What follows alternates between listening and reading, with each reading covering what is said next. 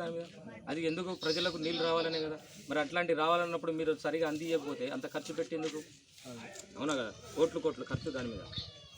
నీళ్ళు అనేది రోజు రావాలి. నెంబర్ నోట్ చేసుకో. పంప్ ఆపరేటర్ ఎవరో జాగ్రత్తగా చెప్పండి మీరు. రెస్పాన్సిబిలిటీ నెంబర్ నోట్ చేసుకో. నెంబర్ రాసుకో.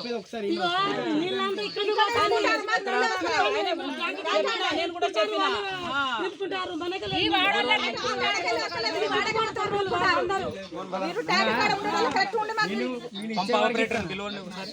పంప్ ఆపరేటర్ ఎవరు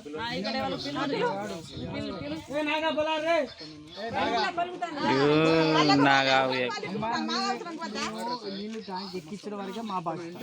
ఊళ్ళకి ఇచ్చేది మీ సర్పంచ్, మీ ఆపరేటర్. మాదేంటంటే అక్కడ నుండి తీసుకొచ్చి మీ దాంట్లో పోపించి నింపే బాధ్యత మాది. ఊళ్ళకి ఇచ్చేది అది కాదు. నీళ్లు రాకపోతే మిమ్మల్ని అడుగుతాం. నీళ్లు కనుక రాలేదనుకో మిమ్మల్ని అడుగుతాం. నోట్ చేసుకోండి. నెంబర్ నోట్ చేసుకోండి.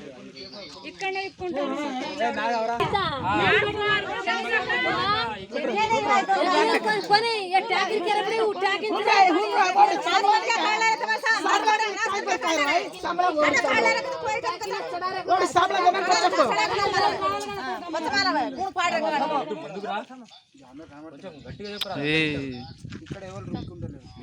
టాకీకి ఎక్కువ బోర్ ఉంది. ఆ బోరే రుక్కుంటారు. వాటర్ ఎందుకు వస్తుంది అంటే భగీరథ వాటర్ కు ఫోన్ చేస్తే అక్కడ ఏదో మిషన్. ఇప్పుడు ఆయన కాల్ టైం ఉండదా? ఆయన రోజు నింపుతా అంటాడు. నింపి పెడతాను అంటాడు. నేను రోజు నింపి పెడతానా? నిన్న రాలేదు. మీరు రోజు డ్యూటీ చేయాలండి. మీరు రోజు ఒక్క రోజు కనుక నీళ్ళు లేకపోతే స్నానం చేస్తావా? ముఖం కడుక్కుంటావా? గిన్నెలు పోలు తొంగుకుంటావా? బట్టలు పిండుకుంటావా? ఒక్క రోజు నీళ్ళు లేకుండా ఉండండి. మీరు ఎట్లా ఉంటుంది పరిస్థితి? ఇంకోటి గేట్ వాళ్ళు కూడా పెట్టాలి బాబాయ్. గేట్ వాళ్ళు గ్రామ సభలో చెప్పుకుందాం. ఆయనకు అవసరం లేదు. మీరు డైలీ మాత్రం నీళ్లు వదలాలి. ఒకవేళ వదిలేదనుకో నేను చెప్పిన కదా ఇంతకుముందు ఆ పని చేస్తాను. నేను మిమ్మల్ని ఏం అడగను చేయను. నేను నెక్స్ట్ టైం ఇప్పుడు రెండోసారి చెప్పినా కదా, మూడోసారి చెప్పను నిన్ను.